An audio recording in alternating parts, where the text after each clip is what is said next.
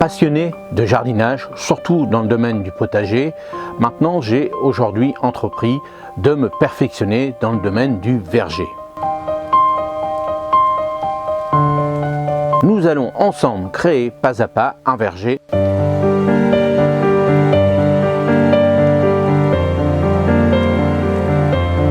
Vous allez voir que je vais vous proposer plusieurs séries de vidéos. Alors on va y aller rythme par rythme. Aujourd'hui, on est au mois de novembre. Au mois de novembre, tout bois prend racine, donc on va faire la plantation des arbres fruitiers. Courant 2023, nous allons apprendre à greffer, à tailler.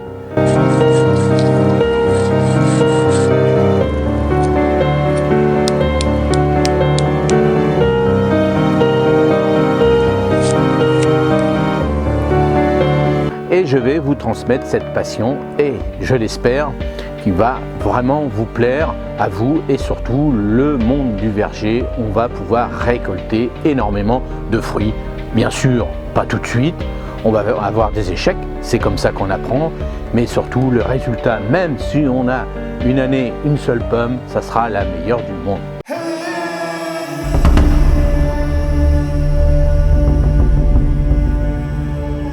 Maintenant, nous allons commencer par les bases. C'est quoi les bases? Eh bien, quelles sont les variétés de fruitiers que vous voulez chez vous? Alors, il en existe une multitude.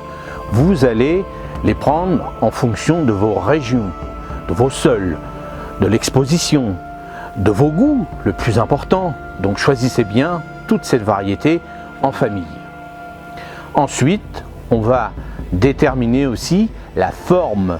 La forme est très importante. Soit vous commencez par un petit sillon, tout petit, ou soit vous achetez déjà quelque chose d'adulte, où là vous allez gagner un peu de temps. Mais la meilleure solution, c'est quand même de démarrer petit pour que cet arbre fruitier démarre dans les bonnes conditions. Ensuite, nous allons préparer le plan par rapport à l'espace que vous avez dans votre jardin.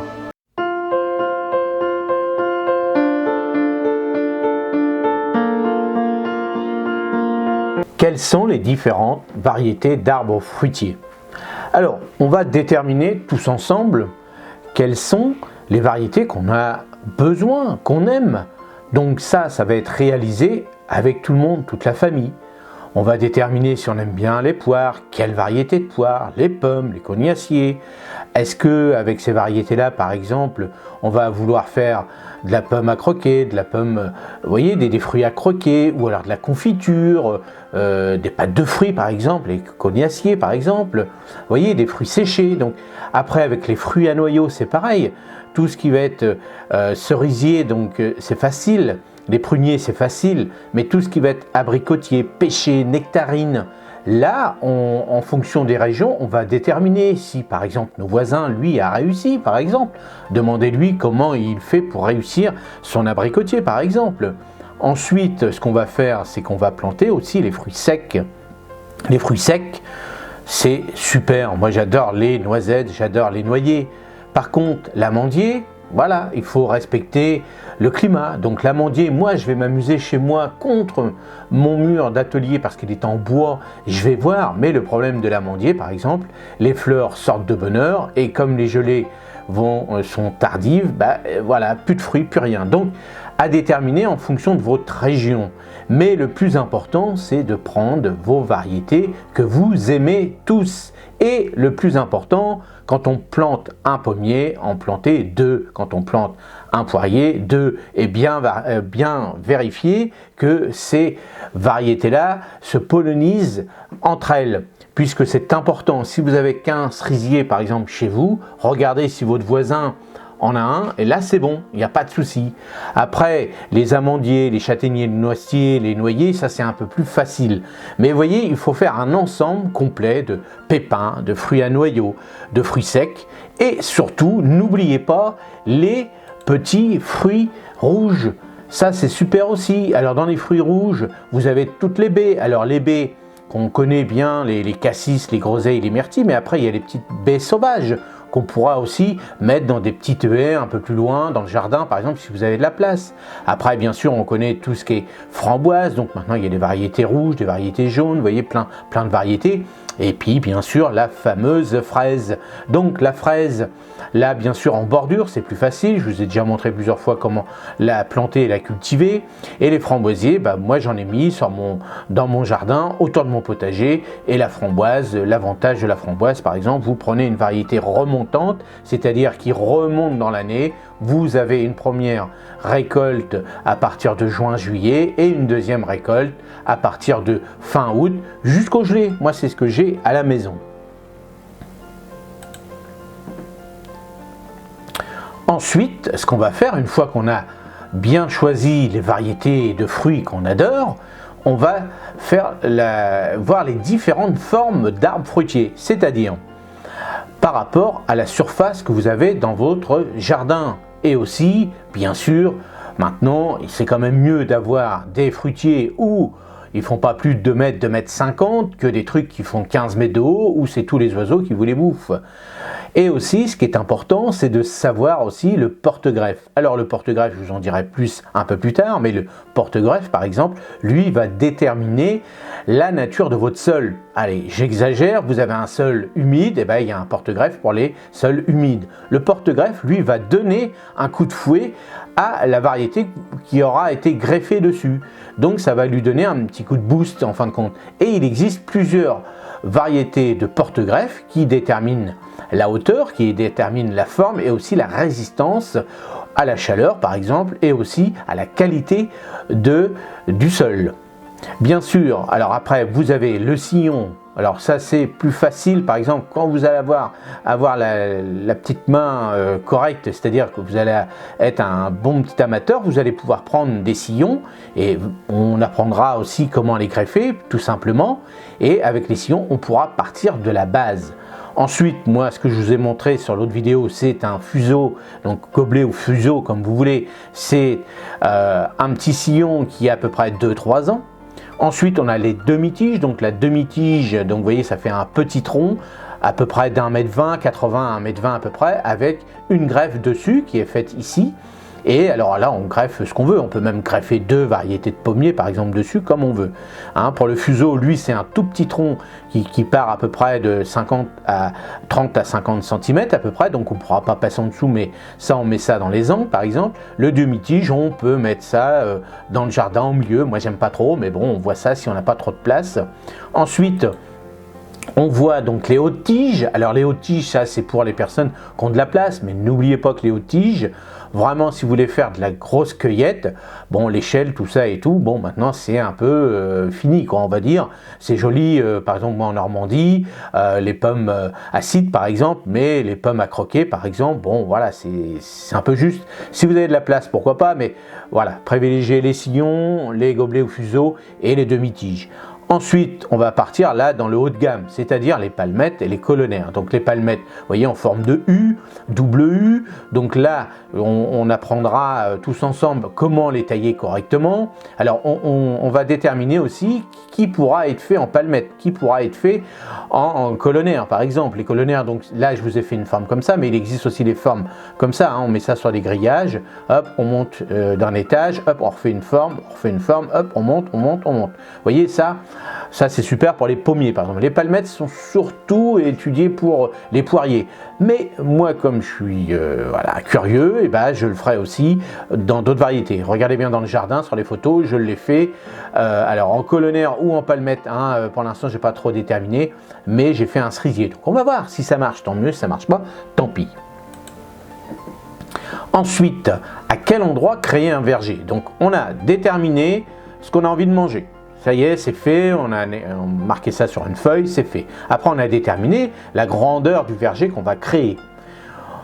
Par la suite, ce qu'on va déterminer, c'est la qualité de notre sol. Alors, comme là, le soleil, il faut qu'il soit une bonne qualité drainante, parce que c'est vrai que les fruitiers ne poussent pas dans l'eau. Hein, il n'y en a pas beaucoup qui poussent dans l'eau, donc généralement, c'est des sols quand même bien drainants. Bien profond, parce que ça aime bien aller chercher l'eau en profondeur. Bon, vous voyez, vous allez déterminer En règle générale, on va adapter les fruitiers par rapport à son sol parce qu'on ne pourra pas détruire complètement son sol pour planter quelque chose qui ne pousse pas dans votre région. L'exposition, alors bien sûr, on dit toujours, il faut que le soleil rentre dedans, il faut qu'un oiseau passe entre les feuilles, enfin, entre les feuilles et les branches pour pouvoir voir la lumière. Donc vous voyez, bien sûr, il faudra quand même le planter en plein sud. Dans les régions très très chaudes, pourquoi pas mi-ombre, mais vous voyez, ça sera déterminé par rapport aux fruitiers que vous allez planter. Par exemple, l'amandier, lui, va adorer le soleil, par exemple. Les pommiers, bon, plus ou moins, mi-ombre ou pas le soleil toute la journée, par exemple, par rapport à la variété que vous allez choisir. Ensuite, donc, il va falloir réaliser le plan. Et bien, le plan, on va le réaliser en fonction de ce qu'on veut déterminer, ce qu'on veut manger comme quantité de poires, de pommes, de ce qu'on veut. Et là, par rapport à moi, mon petit plan, alors mon petit schéma que j'ai fait, vous voyez, comme je vous ai montré sur les photos, là, j'ai le potager. Là, j'ai fait une petite pergola. Donc, dessus, j'ai mis... Alors, je vais mettre un poirier en colonnaire où on va voir un petit peu comment, parce que pour l'instant il est parti dans toutes les formes. J'ai mis un cerisier ici en palmette plus ou moins au colonnaire, je vais voir comment je vais faire. Ici dans ce petit carré j'ai mis les petits fruits, donc cassis, j'ai mis des groseilliers, vous voyez, j'ai mis pas mal de petites variétés comme ça. Là ici c'est le petit pommier golden que je vous ai montré en vidéo. Ici, sur la pergola que j'ai fait, là vous avez l'atelier jardin où là je tourne mes vidéos et autres, où j'ai tout mon matériel. Là-dessus, j'ai mis de la vigne, j'ai mis un kiwi, j'ai un figuier que je vais mettre. Donc le figuier, pour l'instant, je ne sais pas si je vais le mettre sur la pergola parce que ici, j'ai des jardinière, donc peut-être ici comme ça il sera vraiment protégé des vents froids parce que c'est ça qui est important aussi, c'est d'éviter que vos pommiers, poiriers et autres fruitiers soient en courant d'air, parce que si admettons l'hiver dure longtemps et que par exemple les pommes elles fleurissent un peu plus tard mais les pommiers par exemple fleurissent avant, si il y a du vent froid dessus, un courant d'air, et ben vous allez perdre vos fleurs et vos futurs fruits.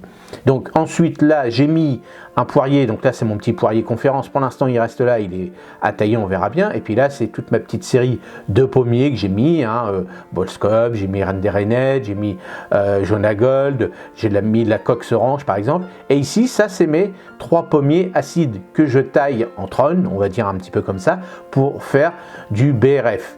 Mais comme celui-ci est vraiment attaqué, parce que malheureusement quand j'avais mis ma fosse septique, je lui avais donné un coup de godet de la pelle, sans faire exprès, et j'ai vu qu'il y avait un trou. Et je vous ferai une vidéo sur un nouveau produit qui coûte rien pour les arbres blessés, quand on taille, quand on fait des tailles sur les arbres fruitiers ou autres, pour pouvoir éviter que les petites maladies rentrent dans les tailles qu'on a fait. Donc je vous montrerai prochainement une vidéo avec un produit miracle, un produit pas cher du tout, contrairement aux baumes, tout ça qui valent plus de 10 € le petit pot, voire plus. Et là ce produit là va vous valoir peut-être 2-3 € parce qu'il faut acheter un seul produit et c'est tout. Et ces 2 pommiers là, pour l'instant, voilà, on va voir. Peut-être que je vais en tailler un à ras pour faire une greffe en couronne et peut-être m'amuser à planter 2 variétés de pommiers dessus puisque c'est des pommiers acides. Donc ça sera des pommiers en plein vent, par exemple des pommiers haute tige, donc qui me donneront pas mal de branches, tout ça, avec des pommes en hauteur, donc qui seront à peu près à 3-4 mètres. On verra bien, je vais peut-être tailler, on verra bien. Ça c'est pour m'amuser. Ensuite, à quelle époque les planter? Et bien maintenant, c'est le moment de planter. Vous avez fait vos choix. Les tailles, tout ça, on verra un peu plus tard. Au mois de janvier, c'est là que ça commencera pour faire les greffes, pour faire au mois de mars, on fera les tailles d'hiver, tout ça. Vous verrez bien un peu plus tard. Mais pour l'instant, il faut bien déterminer ce que je vous ai dit au démarrage. Choisissez en famille, ça c'est important. Chacun son petit arbre, par exemple. Si vous faites ça avec les enfants, et ben vous allez voir qu'ils vont s'intéresser de plus en plus au monde du potager, au monde du jardinage. Et si eux-mêmes, après, ils greffent, ils taillent tout ça, ben vous allez voir qu'ils vont être super contents, et vous aussi, parce que ça va leur donner un petit coin de paradis pour eux-mêmes. Et vous allez voir qu'ils vont s'éclater. Et quand ils mangeront leur première récolte, là, ils seront super fiers, et vous aussi. Alors, ce qu'il faut faire pour savoir à quelle époque, c'est en ce moment. Le mois de novembre, tout bois prend racine. On peut faire ça jusqu'au fin avril. Après, il existe les fruitiers en conteneur. Le problème du conteneur, c'est qu'il a végété un petit peu dans son conteneur, donc c'est bien parce que ça permet de gagner du temps si vous avez oublié, mais privilégiez là les formes en racines nues, c'est beaucoup moins cher et vous allez pouvoir vous payer avec le même prix qu'un conteneur, par exemple un golden qui ne vaut pas très cher, une variété de collection. Et là, vous allez sur les marchés de foires aux plantes, les foires aux arbres. Il y en a partout autour de chez vous en ce moment. Regardez, tapez dans la barre de recherche. Foire aux arbres fruitiers, autour de chez vous, vous mettez votre adresse, c'est-à-dire votre lieu où vous habitez, et vous allez voir que à quelques kilomètres de chez vous, vous avez une foire aux plantes. Et là, vous allez rencontrer des vrais professionnels qui vont vous donner des astuces, qui vont vous dire vraiment le porte-greffe qu'il y a sur leurs arbres fruitiers qui seront adaptés à vos régions. Bien souvent, si vous prenez chez votre pépiniériste du coin, lui, c'est à peu près la même terre, il n'a pas fait des trucs de magicien, donc il va vous donner plein de conseils et il vous donnera certainement par la suite des conseils de taille et il fera peut-être aussi des cours, des choses comme ça. Donc, privilégiez les arbres fruitiers de vos régions.